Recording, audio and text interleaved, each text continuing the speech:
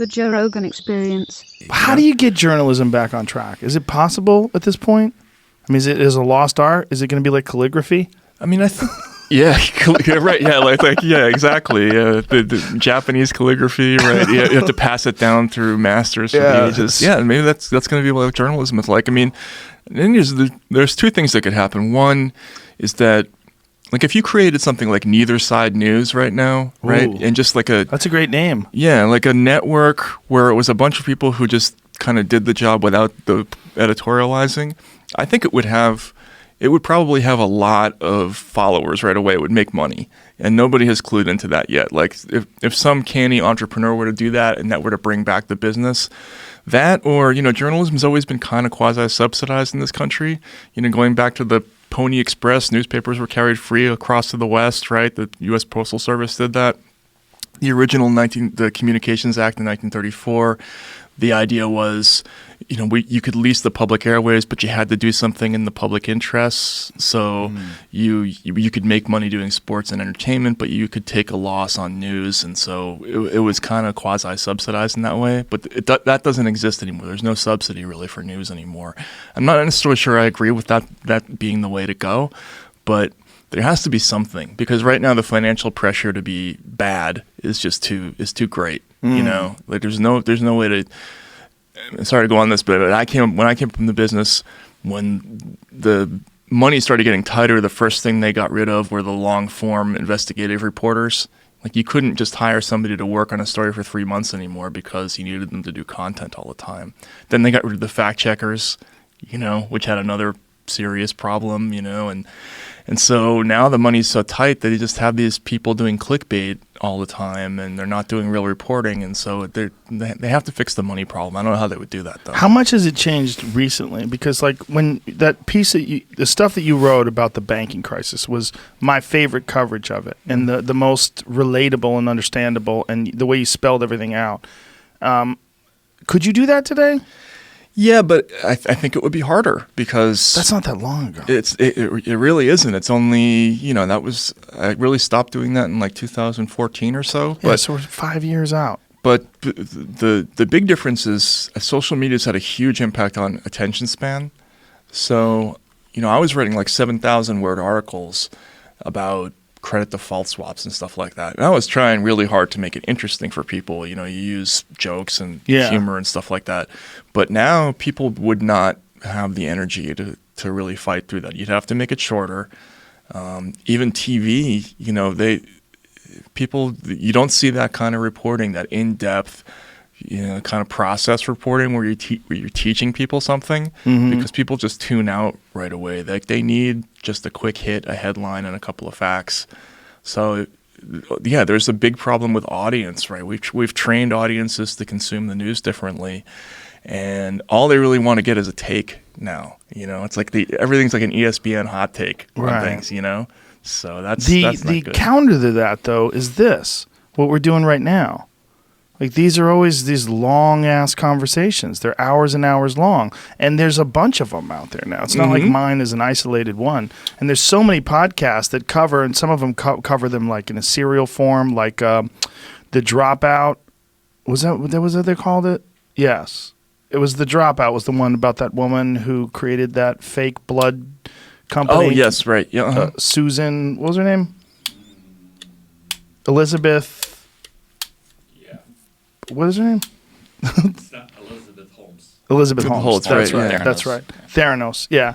The completely fraudulent company. But that was an amazing podcast series. Absolutely. That if I read it, you're right. I probably would have boring. Right. I probably would have abandoned it earlier. But listening to it in podcast form, listening to actual conversations from these people, listening to people's interpretations of these conversations, listening to people that were there at the time, telling stories about when they knew things were weird and when they started noticing there's like tests that were incorrect, that they were covering up, that kind of shit.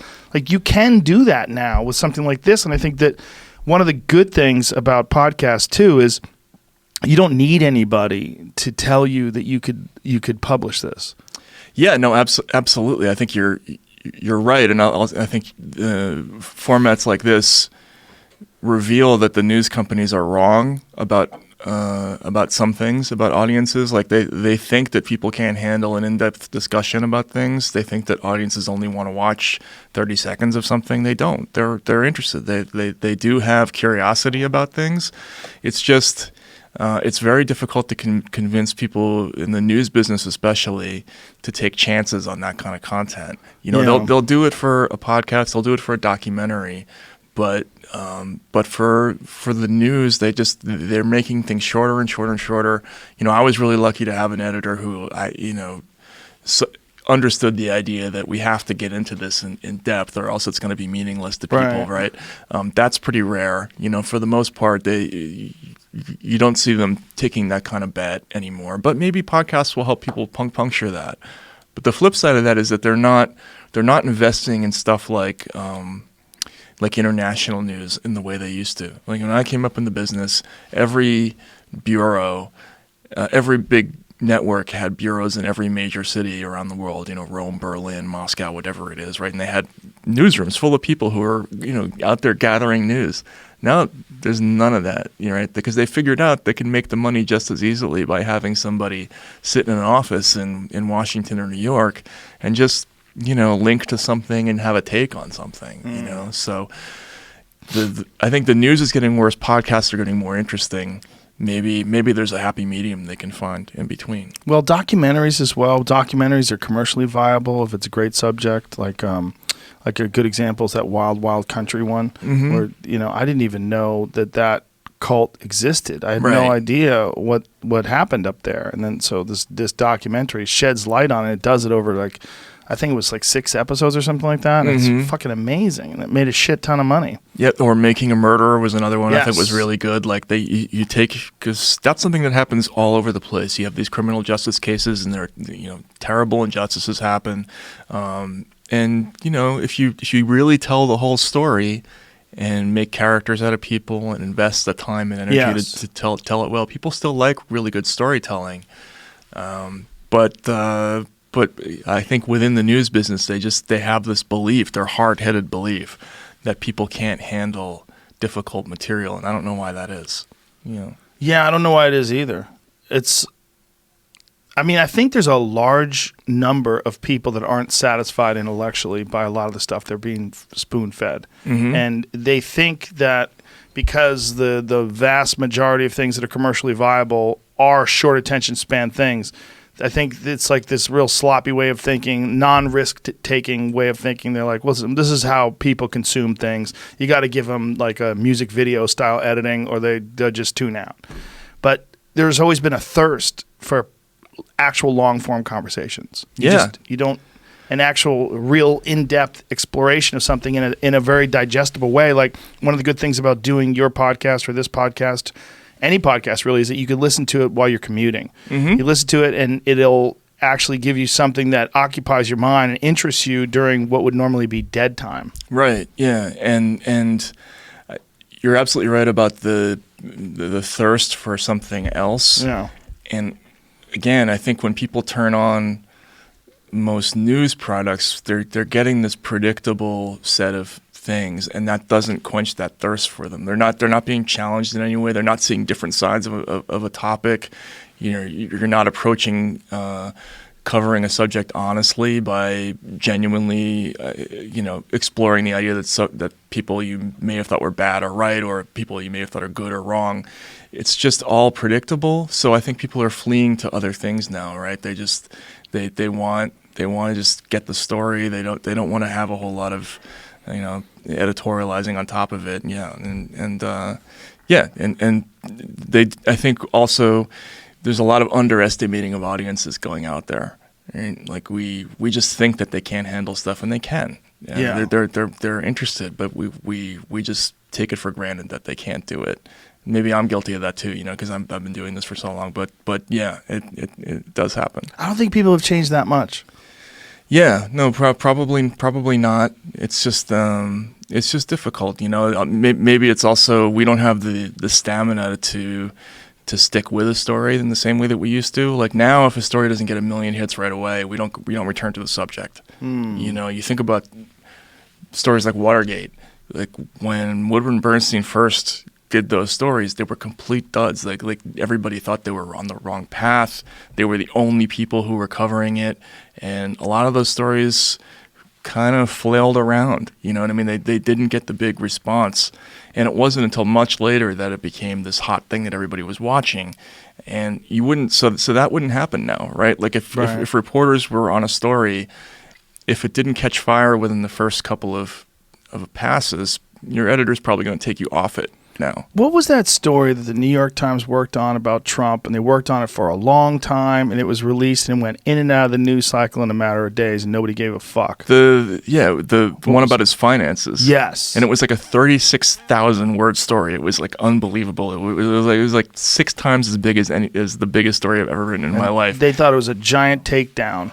Right. Yeah. And it was like a 36-hour thing, if that, right? And maybe, yeah. And people kind of said, "Oh, this is amazing! It's got all this information in it," and it just fell flat, you know. And the important thing about that is that news companies see this, and they say, "Wow, we invested all this time and money.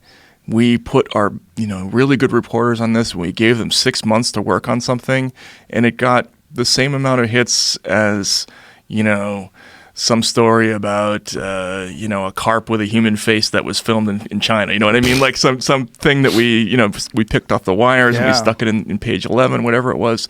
So then what that tells them, the incentives now are, let's not bother. Let's not do 6 months investigations of anything anymore, because what's the point? We're going to get as many hits doing something dumb.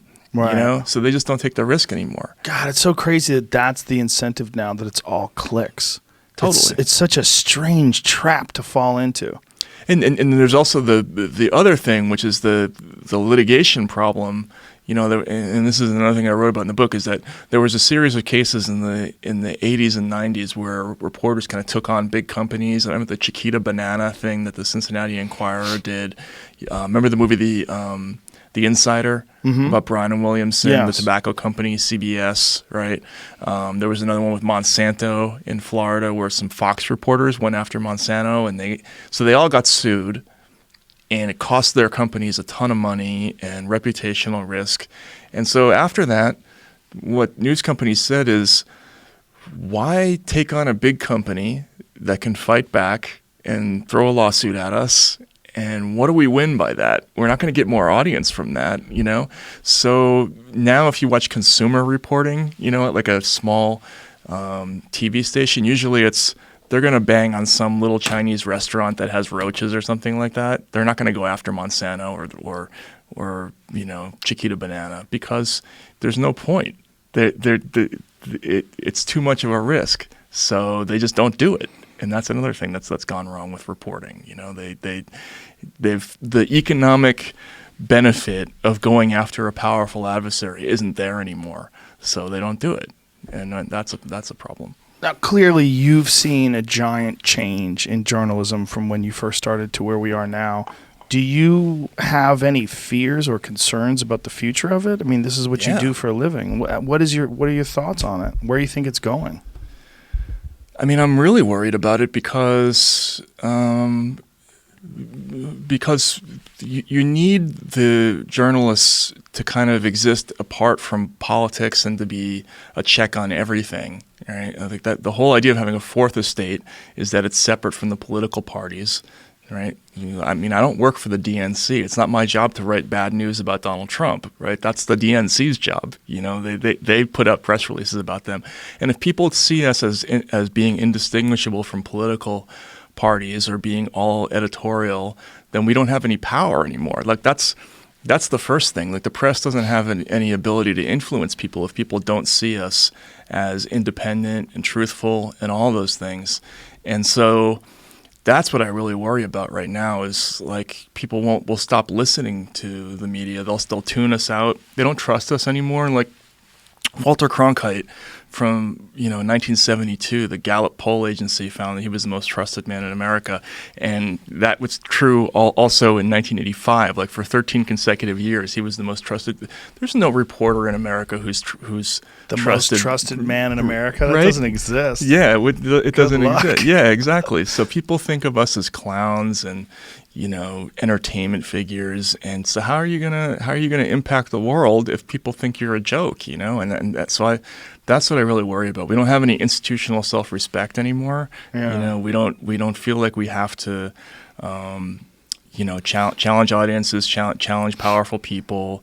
It's just a bunch of talking points, and that's not what the business is about. So I worry about it, and I think there are a lot of journalists who kind of say the same thing. We all kind of talk amongst ourselves, which is, the job as we knew it is kind of being phased out and changed into something else, and that's not a good thing, because people do need in tough times. People need the press, as ridiculous as that sounds now, but it's true, and I don't know where we go from here. Legitimate journalism is so important. It's Right. so important. It's the only way you really find out what's going on. It's Right. the only way. Right. You're not going to find out through the depictions of the people that were actually involved in it, that want you to see it a certain way. You're not going to find out from people that have financial incentives and giving you a specific narrative. You need real journalism. Yeah. It's so hard to find, and I think it's one of the reasons why we're so lost, and it's one of the more insidious aspects of the term fake news, because goddamn, that's so easy to throw around. It's like it's so easy to call someone a bigot, it's so easy to call someone a racist, and it's so easy to say fake news, and they all have the same sort of effect. They just diminish anything that you have to say almost instantaneously. Totally, and there's when you can cast the entire news as being fake, people can tune it out. But a lot of that has to do with who's doing the news reading now, right? Like in the 60s and 70s, and maybe before, reporters, a lot of them came from the middle and lower classes. Like the job was originally kind of like being a plumber, right? It was more of a trade than a profession, and so you had a lot of people who went into the job and they had this kind of attitude of just wanting to stick it to the man,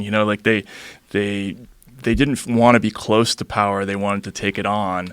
People like Seymour Hersh, right? Like if you see that kind of personality who just wants to take the truth and rub it in somebody's face. But then after All the President's Men, it became this sexy thing to be a journalist, and you saw a lot of people from my generation who went into journalism because they wanted to be close to politicians and hang out with them. It's kind of like the primary colors thing, right? Where you see people who they just want to like have a beer with the presidential candidate, and that's totally different from what it used to be. Like now we're on the wrong side of the rope line. You see what I'm saying? Yes. We used to be outside of power, like taking it on, and now we're kind of we're more upper class in the press, and we're kind of in bed with the same people we're supposed to be covering, and that's not a good thing. When people see that, they that's one of the reasons why they call us fake news, is because they see us as doing PR for rich people.